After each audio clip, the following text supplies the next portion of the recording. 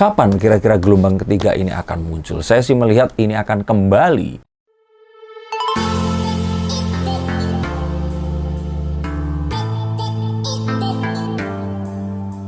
Halo Sainsikers, kembali berjumpa bersama saya Denny Darko. Tidak ada yang namanya misteri, yang ada adalah tanda-tanda yang kita semua coba untuk mengerti. Masih sesuai rencana, gelombang ketiga pasti akan terjadi.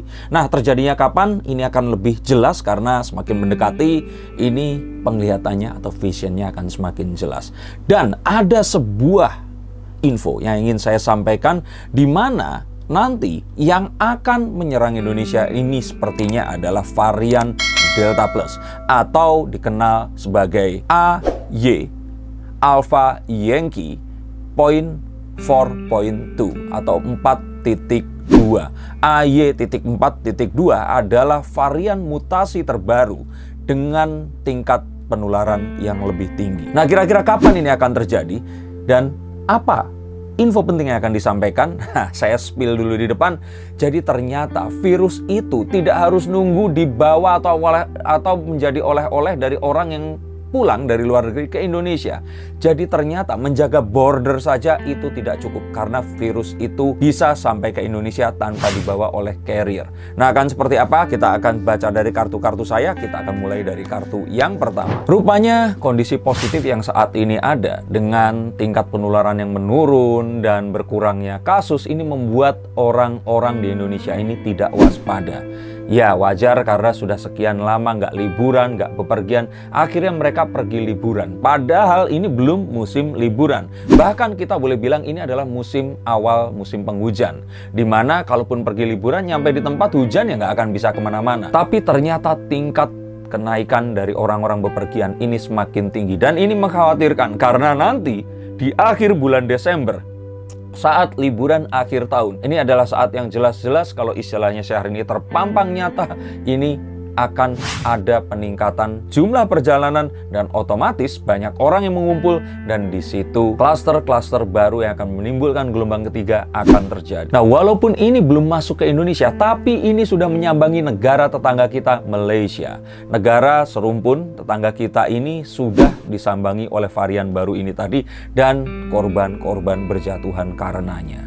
Nah, apakah ini akan benar-benar parah seperti kemarin atau tidak? Kalau dari apa yang kemarin saya lihat, kondisinya tidak akan separah yang lalu, tetapi tetap di sini sepertinya korban masih akan ada, dan untuk itu jangan jadi salah satunya, atau yuk kita gagalkan ramalan saya bahwa gelombang ketiga ini akan terjadi. Dan jika ternyata apa yang terjadi di Malaysia ini tidak cukup membuat kalian takut, Inggris ini kelabakan dan kewalahan, dan akhirnya setelah sekian lama, COVID varian AY.4.2 ini ternyata salah satu yang memberikan kontribusi betapa parahnya kondisi COVID-19 saat ini di Inggris. Dan lonjakan kasus ini terjadi terus-menerus hingga saat ini.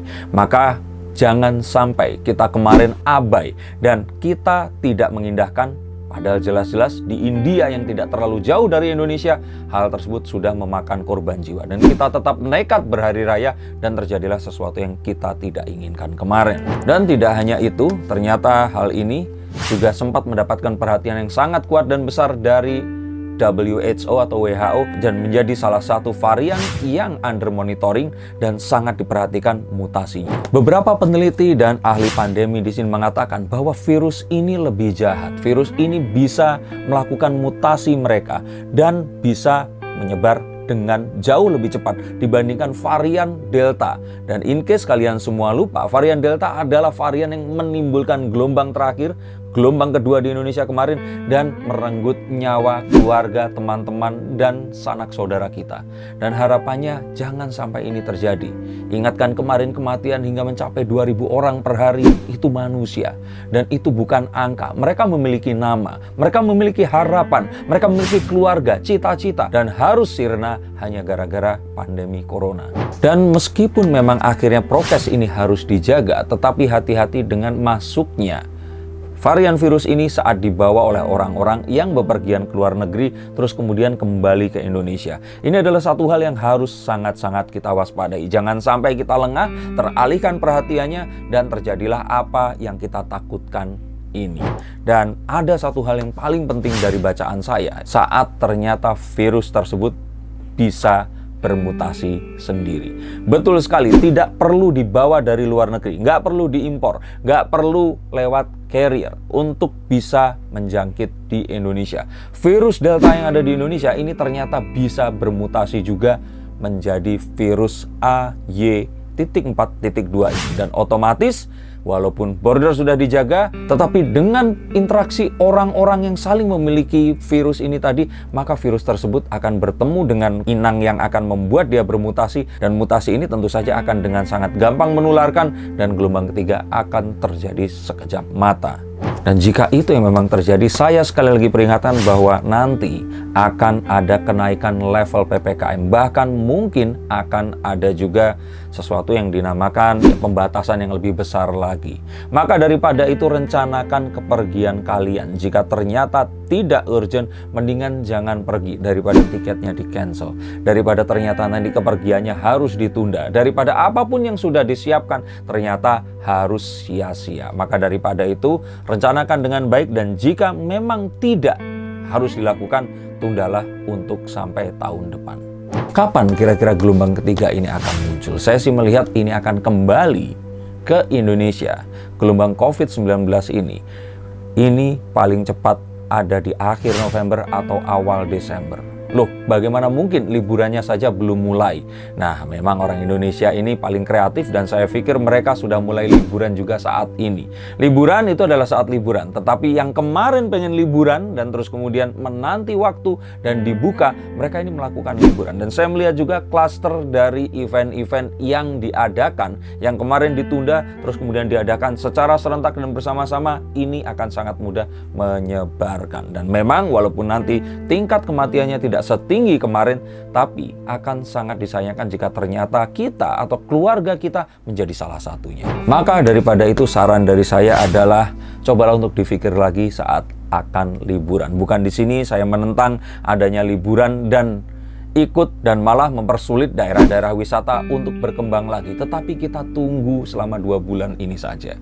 Jika ternyata kepergian kita ini masih di daerah aglomerasi atau tempat-tempat di sekitar kita, ini seharusnya akan aman-aman saja. Toh kita juga membantu daerah wisata di sekitar kita.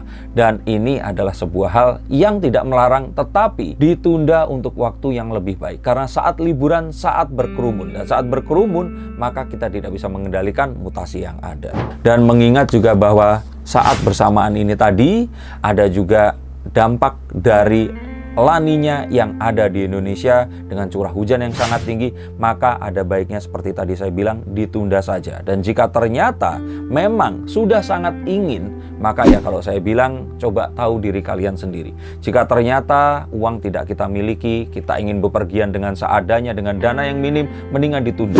Tapi untuk orang-orang yang memiliki biaya atau memiliki dukungan dana, ya silahkan. Karena saya pikir mereka tentu saja akan bisa membeli sesuatu yang lebih dibandingkan orang-orang yang memiliki dana pas-pasan jika terjadi sesuatu di tempat berlibur mereka. Dan kalaupun ternyata tidak, ada baiknya yuk ditunda dulu dan kita tunggu sampai musim liburan ini usai, dan silahkan untuk melakukan apapun juga tanpa incaran bahaya dari corona itu tadi.